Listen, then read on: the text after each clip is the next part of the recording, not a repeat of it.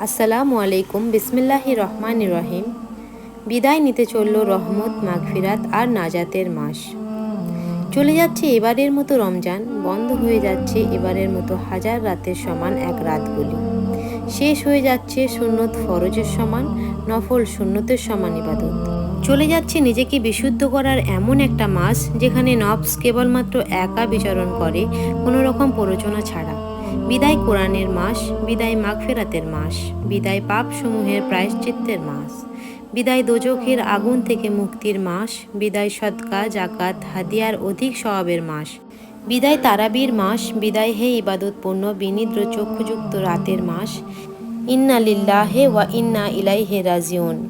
অপেক্ষায় থাকবো আগামীতে আবারও তোমার সাক্ষাৎ পাওয়ার। আমিন। রমজান আমাদের শিখিয়েছে ধৈর্য, সংযম আর আল্লাহর নৈকট্য লাভের পথ। কত দোয়া, কত